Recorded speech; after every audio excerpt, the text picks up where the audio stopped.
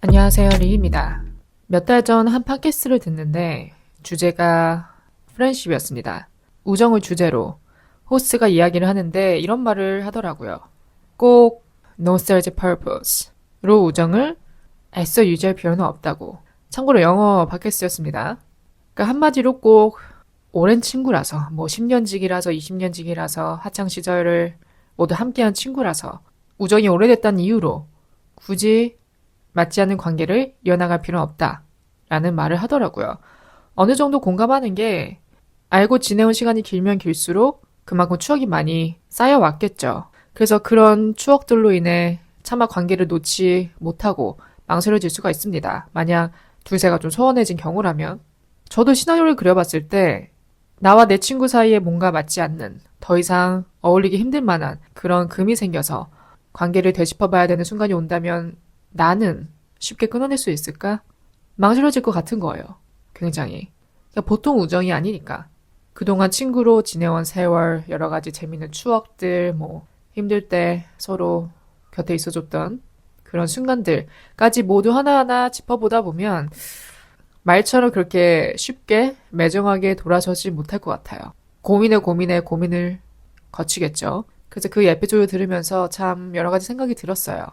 오늘 주제는 인간관계입니다. 관계를 다시 생각해보게 되는 순간들, 또 여자들의 우정과 결혼식. 제가 여자이기 때문에 여자들의 우정이라고 제목을 붙였는데 남성분들도 해당이 되는 케이스가 있겠죠. 그래서 우정과 결혼식, 이 둘의 상관관계, 두 개가 밀접한 관련이 있으니까 이 부분도 한번 짚어보고 싶고, 또 우리가 친구하면 흔히 힘들 때 곁에 있어주는 친구가 진짜 친구라고 하는데, 또 반대로 상대방의 성공을 진심으로 축하해줄 수 있는 친구도 진정한 친구가 될 수 있거든요. 그래서 이 부분도 한번 저의 견해를 전달해드리고 싶고요. 우리가 인간관계를 맺기 전 확실히 해둬야 할 것들에는 또 무엇이 있는지, 어떤 부분은 좀 확실히 해둬야 나중에 이런저런 트러블을 일으키지 않을 수 있는지, 그 부분에 대해서도 이야기를 나눠볼게요. 그리고 마지막으로 오늘의 제목이죠. 인간관계가 좁아도, 친구가 많이 없어도 살아가는데 문제가 없을까에 대한 저의 진솔한 생각도 함께 전달해 드릴게요. 오늘 에피소드를 준비하다가 문득 든 생각이, 유명인들 있죠. 유명인들 혹은 팔로워가 많은 사람들 등등, 그런 사람들의 이제 생일 날 SNS에 들어가 보면 아주 스토리가 불티가 나죠. 여기저기서 날라오는 DM들, 축하 메시지들 때문에. 그래서 그걸 일일이 다 이제 리포스트 하죠. 그 개개인의 그 DM들을 다 이제 본인 스토리에 다시 올리죠. 유명한 사람일수록, 팔로워가 많은 사람일수록 생일날 받는 그런 메시지가 넘쳐나죠. 그런 것들을 볼 때마다 궁금해져요. 저 사람은 저 개개인들을 모두 다 잘 알고 있을까? 그만큼 친한가? 전화번호부에 연락처는 있을까? 1년에 몇 번이나 연락하나? 실제로 문자나 전화로 축하 인사를 나눌 정도의 각별한 사이들인가? 궁금해요. 저는 제 친한 친구들 중에 SNS 하는 사람이 거의 없거든요. 한 명? 떠올릴만한 사람 한 명? 저만 합니다. 저도 잘 안 하는 편인데 그 친구들 앞에서는 제가 그나마 좀 활발한 편인 거죠. 그 정도로 이제 제 친구들은 SNS도 안 하고 사진을 거의 안 찍습니다. 그렇기 때문에 제가 생일날 DM으로 받을 만한 그런 생일 축하 메시지는 없죠, 거의. 그리고 그런 걸 한 번도 이렇게 생각을 해본 적, 기대를 해본 적도 없어요. 일단 저조차도 안 하니까. 제가 며칠 전에 어떤 팟캐스트를 하나를 들었는데, 이제 어떤 커플이 서로의 사진을 인스타그램에 포스팅하는 것을 주제로 놓고 이제 대화를 나눴습니다. 그 호스트자 한 명은 굳이 SNS에 포스팅할 필요가 없다. 생일 축하한다고 게시글을 쓰거나 스토리에 올리거나 그런 아이디어 자체 이렇게 좋아하지 않는다. 왜냐? 너무 performative 하니까 라고 말을 했어요. 그러니까 너무 보여주기식이라는 거죠. 퍼포먼스적인, 딱 보여주기식 행동같이 느껴진다는 거죠. 어느 정도 동의는 합니다. 당연히 생일날 곁에 있어 주겠죠. 축하도 해주고 밥도 먹고 얘기도 나누고 실제로 같이 있는 상황에서 이 생일 축하를 기념할 텐데 굳이 소셜미디어에 보란 듯이 생일 축하를 해줘야 할까? 친구 사이도 마찬가지예요. 개인적으로 연락을 나누고 전화를 하던 문자를 나누던 실제로 같이 이렇게 파티를 즐기던 그 자체로 이미 축하를 나누는 거니까, 축하를 기념하는 거니까, 뭐 굳이 애써서 소셜미디어에 포스팅을 할 이유는 없다고 생각합니다. 물론 누군가 먼저 그냥 내켜서 해주면 감사히 받겠지만, 그걸 해주는 의도나 또 그것을 내 피드에 올리는, 뭐랄까 좀, 보여주기식의 의도가 담겨 있다면, 만약 그렇게 좋은 아이디어는 아니라고 생각합니다. 그 다음, 짚어보고 싶은 부분은, 우리가 관계에 대해 다시 생각해보게 되는 순간, 아, 이 친구와는 여태까지 잘 지내왔는데, 아, 이 부분이 좀 거슬리게 한다. 어떤 행동의 변화에 의해서 그런 관계에 대해서 다시 한번 생각하게끔 만드는 상황들에는 어떤 것이 있는지 한번 살펴보고 싶어요. 우선 첫 번째로 저는 관계가 피성적이라 느껴질 때 그 우정에 대해 다시 한번 생각해보게 되는 것 같아요. 아무리 오래 알고 지내온 사이라 해도 각자 나이가 들고 직업을 찾고 본인들 인생 살기 바쁘면 당연히 어렸을 때보다 만나는 횟수도 줄어들고 소통하는 횟수도 줄어들겠죠, 자연스럽게. 물론 그런 거에 상관없이 그런 거에 영향받지 않는 단단한 우정이면 괜찮겠지만 그렇게 좀 서로에 대해 좀 소홀해지는 갭이 커지다 보면은 어쩔 수 없이 뭔가 우리의 우정이 전부 다 좀 얕아진 느낌이 드는 때가 와요. 이게 저의 특징일 수도 있습니다. 여러분들이 공감을 하실지 모르겠는데 저는 워낙 이렇게 좁고 깊은 관계를 선호하다 보니까 피성적인 관계가 되었을 때 그 우정에 대해 다시 생각해 보게 돼요. 예를 들면 만날 때마다 항상 뭐랄까 좀 시덥지 않은 얘기만 나누고 헤어진다. 좀 디테일하게 보자면 뭐 이성 얘기. 뭐 한 사람이 예를 들어 뭐 썸을 타기 시작했다. 그럼 보통 그 사람이 그날은 어떻게 보면 주인공이 되죠. 이야기의 리더가 되죠. 할 말이 많을 테니까 보통 어떻게 만나는지 그 만나게 된 계기부터 연락을 나누고 누가 먼저 뭐 대쉬하고 혹시 사귀게 됐다면 어떻게 사귀게 됐는지 이것저것 다 얘기하다 보면 시간이 금방 가요. 그럼 보통 한 사람은 계속 얘기만 할 거고 한 사람은 듣는 쪽에 속하게 됩니다. 물론 저는 이제 말하는 것보다 듣는 편에 속하는 게 더 편해서 상관은 없는데 또 너무 한 사람만 주구장창 얘기해도 좀 그렇죠. 같이 떠들기보단 얘기를 뭔가 들어주려고 그 자리에 나간 느낌? 그리고 참 이성 얘기라는 게 애매한 게 이성 얘기를 친구랑 하지 누구랑 해요. 연인과 싸우거나 기쁜 소식 뭐 나쁜 소식 있을 때 무조건 우리는 친구를 먼저 찾죠. 그럴 땐 친구란 게 너무도 당연한 존재인데 또 허구한 날 만날 때마다 이성 얘기만 하면 그것도 살짝 영양가 없이 느껴져요. 제가 너무 예민하게 생각하는 걸 수도 있습니다. 어쨌든 저는 그렇게 느껴요. 제가 뭐 지금 10대거나 뭐 20대 초반이면 모를까 이제 30대부터는 그러니까 삶의 무게가 점점 느껴지는 나이잖아요. 연애도 중요하지만 연애 말고도 뭐 신경 쓸 게 또 중요한 게 많다 보니까 얘기가 너무 그런 쪽으로만 흘러간다면 만날 때마다 저는 관계가 좀 전보다 얕아지는 그런 느낌을 가집니다. 두 번째는 너무 당연한 얘기지만 변했을 때, 변한 모습을 보일 때 친구 고민에 있어서 자주 나오는 질문이 그거예요. 친구가 남친이 생겼는데 예전과 달라요. 변했어요. 다르게 행동해요. 나는 안중에도 없어요. 이런 케이스 정말 많죠. 저도 겪어봤습니다. 근데 또 우리가 이해해줘야 되는 게 연애를 시작하면 당연히 애인과 보내는 시간이 많아집니다. 그건 너무 자연스러운 거예요. 당연히 연인을 더 자주 만나고 연인과 더 자주 연락하고 매일 연락하고 친구는 굳이 이렇게 매일 연락할 필요는 없죠. 당연히 이제 연애를 시작하다 보면 그 우정 사이, 나와 이 친구 사이에 그 연인이 들어오게 돼요. 그래갖고 내가 뭐 소홀해야지 이렇게 마음을 먹은 게 아닌데도 자연스럽게 이제 포커스가 연애로 향하죠. 그래서 그렇게 될 수밖에 없는 상황을 어느 정도는 이제 상대방이 이해를 해야 돼요. 근데 여기서 문제는 그거죠. 완전 180도 변했을 때, 솔로일 때는 맨날 놀자, 불러대고 연락하면서 애인 생기면 입 싹 닫는. 그러고 나서 헤어지면 다시 찾고. 이런 패턴이 너무 눈에 뻔히 보인다면 문제가 되겠죠. 뭐랄까, 이 친구는 나를 친구라기보단 그냥 본인 필요할 때만 찾는 존재? 필요할 때만 뭐랄까, 이용하는 그런 존재로 느껴지게끔 만드니까. 이걸 내가 매번 이럴 때마다 받아줘야 되나, 이해해줘야 되나, 아니면 끊어내야 되나 고민이 되죠. 그러니까 사람이 잘 안 변해요. 거의 안 변합니다. 보통 그런 사람은 그 패턴이 반복이 돼요. 뭐 중간에 좀 깊은 대화를 거쳐서 그 부분에서 깨닫고 개선을 해야겠다라고 생각이 드는 사람이 있으면 행동으로 이제 보여주겠죠. 하지만 또 사람이 이렇게 변하는 게 쉽지가 않기 때문에 보통 그런 행동 패턴을 가진 사람은 계속 그러더라고요. 그래서 이렇게 어떤 삶의 변화가 생겼을 때, 특히 뭐 연애를 시작했을 때 먼저 180도 변하는 모습을 보여주면 관계에 대해 다시 한번 생각해보게 되겠죠. 우정과 결혼식. 이제 어느 정도 각자 나이가 들면 슬슬 만날 때마다 결혼이란 주제가 스멀스멀 올라오게 되는 시점이 오죠. 그러다 보면 자연스럽게 결혼식에 대해서도 생각을 해보게 됩니다. 고민이 그거죠. 하객. 부를 사람이 몇이나 될까? 걔는 와줄까? 얘는 와줄까? 온다 해놓고 당일날 파토 내면 어떻게 하지? 걔한테 초점장을 돌려야 되나 말아야 되나? 돌리기엔 너무 담쌓고 지냈는데 등등. 이 한국식 결혼 문화를 떠올리다 보면 보이지 않는 하객 걱정, 하객 싸움이 있어요.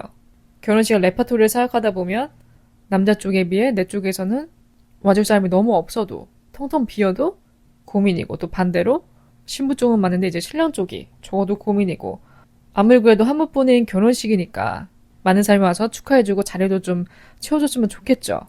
근데 그렇다고 또 친하지 않은 사람한테까지 청첩장을 돌리는 것도 속보이고 많은 걱정과 고민이 오가는 것 같아요. 특히 결혼을 앞둔 사람이라면 결혼식 때문에 인간관계를 애써 킵해두는 그런 현상이 나타날 수도 있습니다. 저도 상상을 가끔 해봐요. 당장 일어날 일은 아니지만 전 항상 말씀드렸듯이 친구가 별로 없습니다.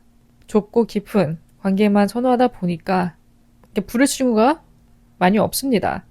또 그와 반대로 가족은 또 제가 많아서 뭐 친가 외가 합치면 꽤 됩니다. 또 제가 시집 간다 하면 가만히 있지 않겠죠.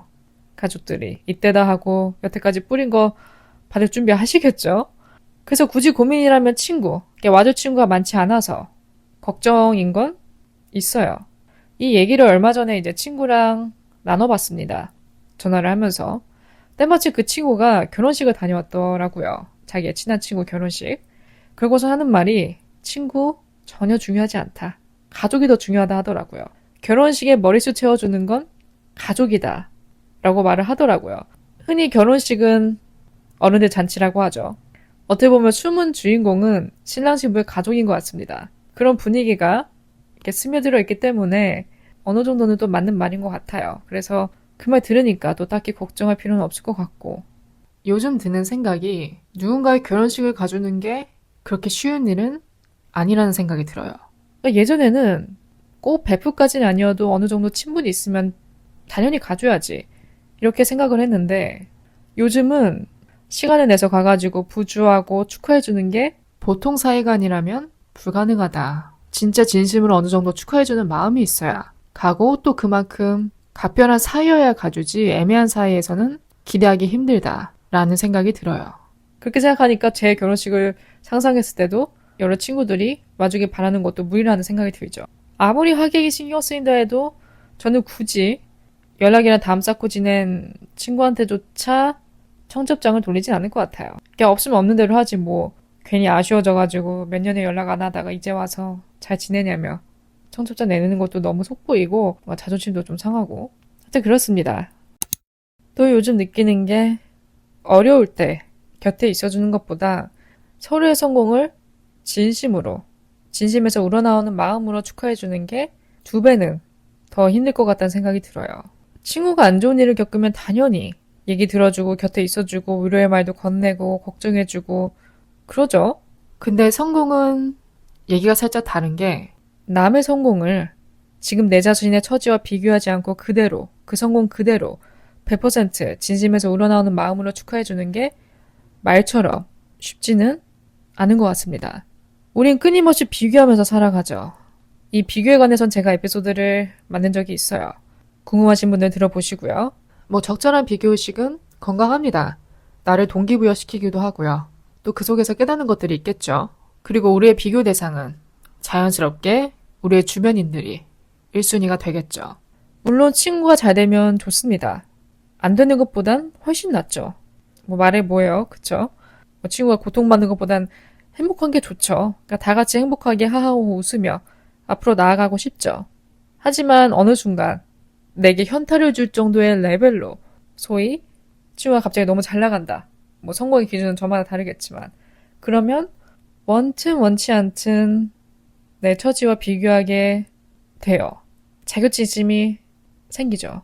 비단 친구뿐만이 아닙니다. 연인, 형제, 자매 사이도 마찬가지예요.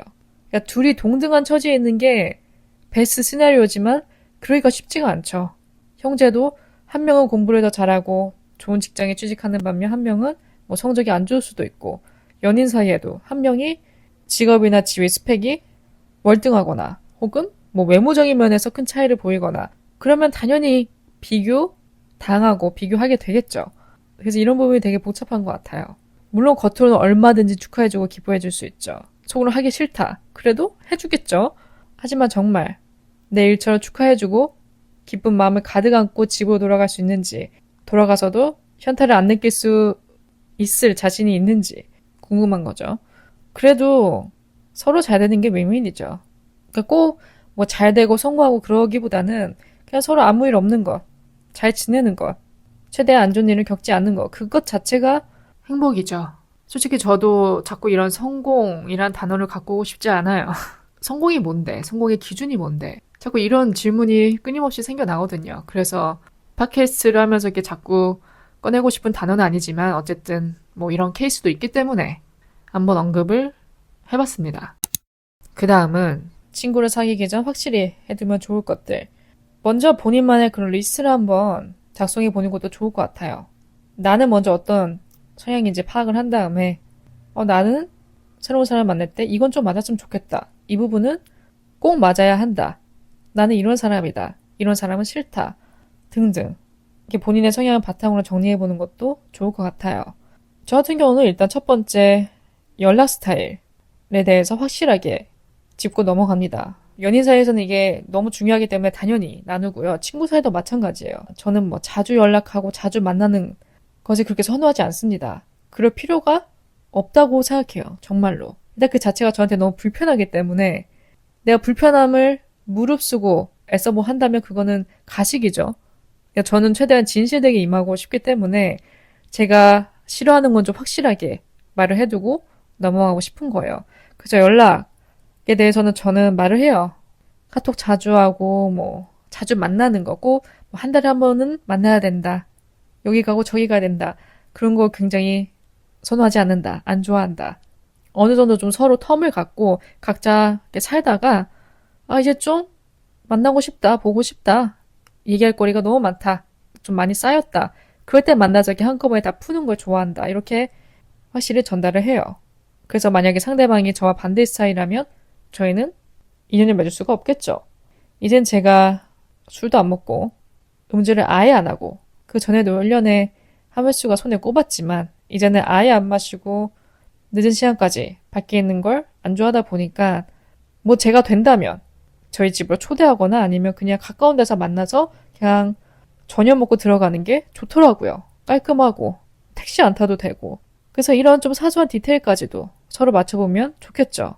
또 예전에는 이랬어요. 제가 이제 일주일에 한 번씩 꼭 놀았으니까 노는 스타일도 맞았으면 좋겠고 또 꾸미는 사람을 선호했어요. 내 친구도 좀 꾸몄으면 좋겠다.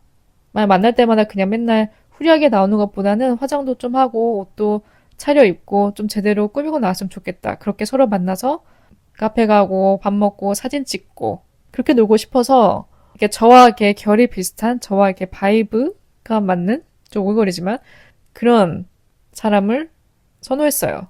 그래서 예전에는 제가 이제 친구 만날 때 이런 부분을 항상 확실하게 해뒀죠. 또 이 노는 스타일도 확실히 해두면 좋은 게 본인이 뭐 어떻게 노는 스타일인지 밖을 선호하는지 안을 선호하는지 어떤 뭐 액티비티를 선호하는지 그냥 좀 정적으로 노는 걸 좋아하는지 이 부분에 대해서도 맞춰 보는 게 좋겠죠. 뭐 어디 카페를 다니고 전시를 다니고 좀 낮에 활동하는 게 좋다 하는 사람은 그런 부분 좀 확실히 해두고 나는 반대다. 늦잠 자다가 저녁에 이렇게 어슬렁어슬렁 나와서 저녁 먹고 들어가는 게 좋다.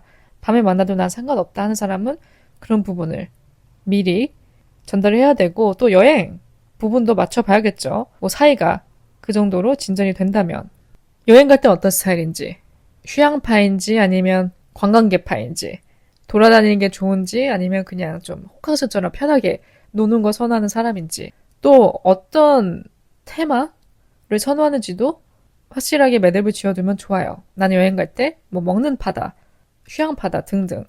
저 같은 경우는 솔직히 혼자 가는 여행을 선호합니다. 해외 여행을 예로 들었을 때. 근데 이건 좀 목적지마다 달라요. 제가 혼자 가고 싶은 시티가 있고, 아, 여기는 좀 같이 가는 게 좋겠다. 같이 가서 좀 서로 사진도 찍어주고 그러고 싶은 곳이 있기 때문에 목적지마다 다릅니다. 근데 일단 저는 전반적으로 혼자 가는 것을 선호해요. 왜냐면 맞추기가 싫거든요. 즉흥적인 사람이랑도 안 맞고요. 뭐 한국 호캉스라면 얘기가 다르겠지만 또 해외라면 저는 조식 먹는 걸 좋아하거든요.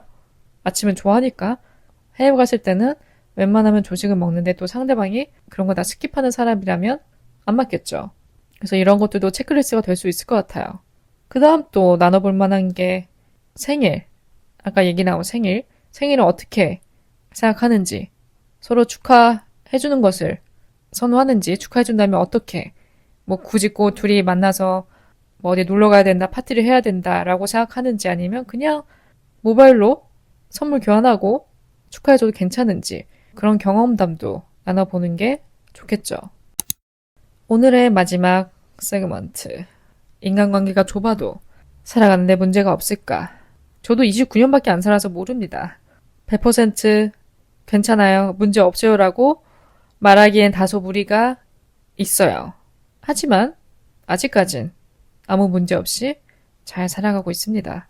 물론 여기엔 사람마다 차이는 있을 겁니다. 뭐 어른들 얘기 가끔 듣다 보면 나이가 드니까 친구도 하나둘씩 연락이 끊기고 소홀해져서 결국 남은 건 배우자다. 배우자만 바라보고 산다. 서로 의지하고 산다. 라고 말하는 사람이 있고 또 평생을 독신으로 살지만 곁에 의리가 좋은 친구들이 아직 남아있거나 혹은 발이 넓어서 힘들 때마다 도움을 구할 수 있는 곳이 많은 사람도 있겠죠. 각자 저마다 다르기 때문에 오직 저의 관점으로만 봐서 괜찮다, 안 괜찮다 라고 판단할 수 있는 부분은 아닙니다. 하지만 한 가지 확실한 건 친구는 양보단 질이라는 거. 제가 생각하는 단단한 우정이란 서로 편한 것.